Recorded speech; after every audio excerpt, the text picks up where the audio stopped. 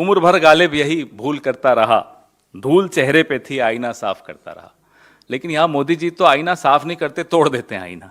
साहब के अतीत पे कोई प्रकाश डाल दे या कोई अतीत को सामने खंगाल कर ले आए तो वो उस आदमी का, उस मीडिया हाउस का भविष्य बर्बाद कर देंगे। लेकिन इंडिया का जो प्रधानमंत्री है वो फादर ऑफ हिपोक्रेसी क्यों बना हुआ है?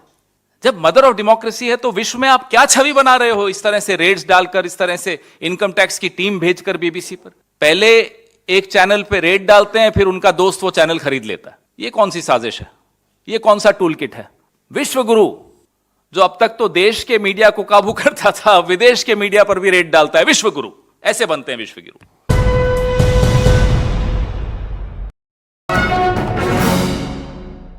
अमूमन हम लोग शेर व शायरी से बचते हैं, मैं तो कम से कम बचता हूं। लेकिन एक शेर बड़ा पसंद आया तो आज मैंने वो ट्वीट भी किया कि उम्र भर गालिब यही भूल करता रहा, धूल चेहरे पे थी आईना साफ करता रहा। लेकिन यहां मोदी जी तो आईना साफ नहीं करते, तोड़ देते हैं आईना। बीबीसी पर कल आपने देखा क्या हुआ, सर्वे हो रहे हैं। हमारे साहब को इतना नहीं मालूम, बीबीसी कोई प्रॉफिट लॉस का रेवेन्यू मॉडल नहीं है। जितने भी सब्सक्राइबर हैं बीबीसी के, वो एक लाइसेंस फीस पोस्ट ऑफिस में जमा कराते हैं। पोस्ट ऑफिस वो लाइसेंस फीस बीबीसी को दे देता है और उससे तनख्वाहें चलती हैं। कोई प्रॉफिट लॉस नहीं होता उसमें। इनकम टैक्स डिपार्टमेंट भारत का, उसका कोई रोल ही नहीं है। इससे साहब को क्या फर्क पड़ रहा है? उन्हें तथ्यों से कोई मतलब नहीं।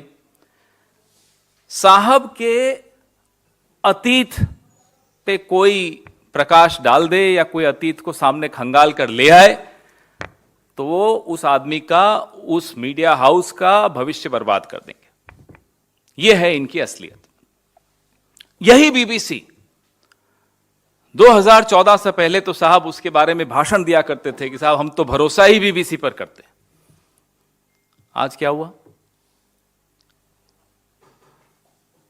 तो खुद इतिहास खंगाल खंगाल करके सरनेम पे चले जाएंगे कि गांधी हो या नेहरू हो, और इनकी पार्टी और इनकी विचारधारा हजारों साल पुराना इतिहास सबको याद दिलाती रहेगी। अरे साहब आपके साथ ये बुरा हुआ। 20 साल पुराना इतिहास अगर बीबीसी ने निकाल दिया तो आपको क्या परेशानी हो गई?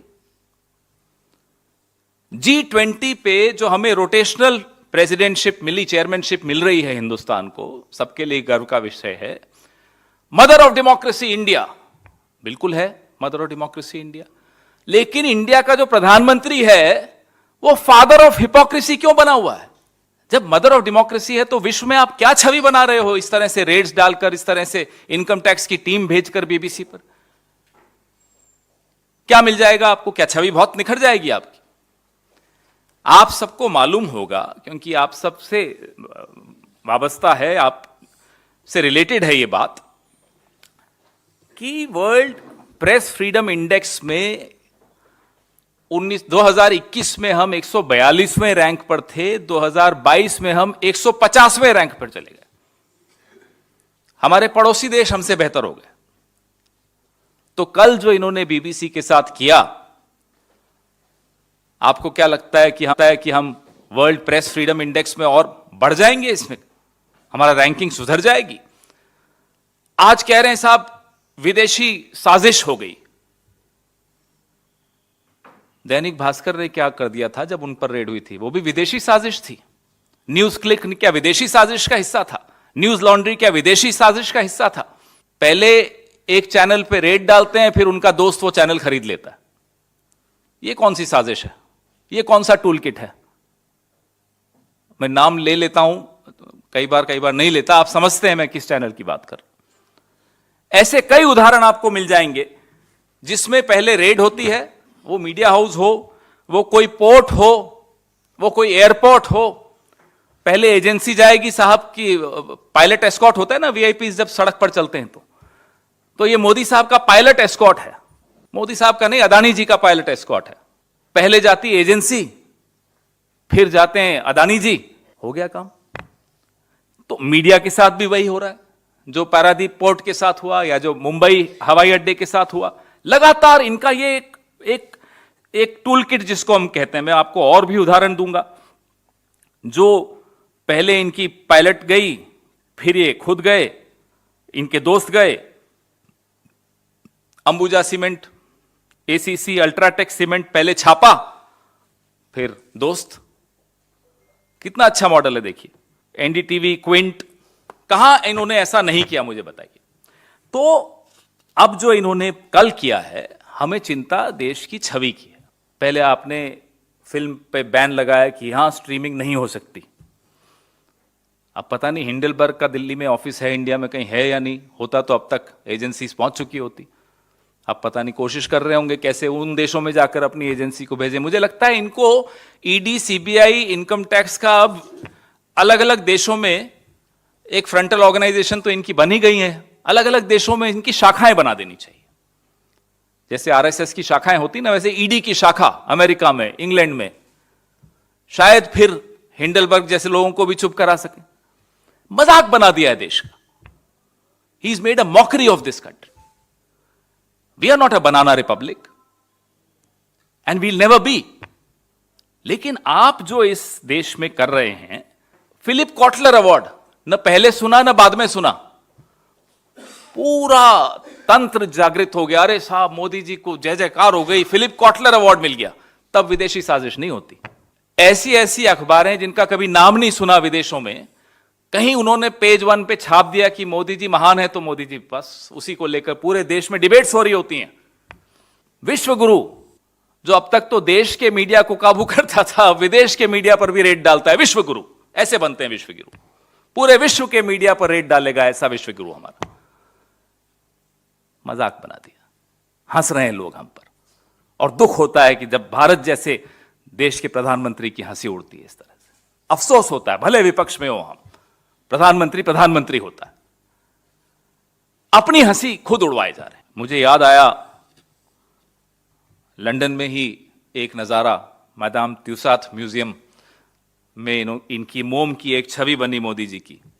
वो नजारा आप याद करिए, खड़े होकर उसको निहार रहे थे, अपनी ही छवि को। आप लोग सब, कैमरा टीम्स गई थी, सब फोटोएं खींच रहे थे। तब कोई विदेशी साजिश नहीं थी। कोई अवार्ड मिल जाए, कोई रिकॉग्निशन मिल जाए, कोई विदेशी साजिश नहीं। कहीं कोई सच निकल कर आ जाए, साजिश हो गई, टूल किट हो गया, राष्ट्र विरोधी हो गए, तो चलिए बीबीसी राष्ट्र विरोधी है, द वायर भी राष्ट्र विरोधी है, द न्यूज मिनट भी राष्ट्र विरोधी है। इन सब पे इनकम टैक्स रेड्स हुई हैं। News laundry, Quint, NDTV, Bharat समाचार, न्यूज क्लिक, दैनिक भास्कर, ये सब राष्ट्र विरोधी हैं। क्यों? क्योंकि इन्होंने कभी हिम्मत जुटा के कुछ सच लिख दिया। अब ये टूल किट इनका चलेगा नहीं, ये मॉडल अब इनका चलेगा नहीं, क्योंकि अब पूरा विश्व हंस रहा है। 8 अप्रैल का मैं आपको मेरी प्रेस रिलीज में लिख रहा हूं कि डीडी, आकाशवाणी, इस सब पर तो हम भरोसा ही नहीं करते, हमें तो बीबीसी पर भरोसा है। कहां हो, क्या हो गया साहब? अब बीबीसी पे भरोसा क्यों नहीं है? सत्ता में आते ही भाषा बदल दी। एडिटर्स गिल्ड ने कल एक स्टेटमेंट जारी किया, बीबीसी पर इनकम टैक्स के छापों की निंदा की।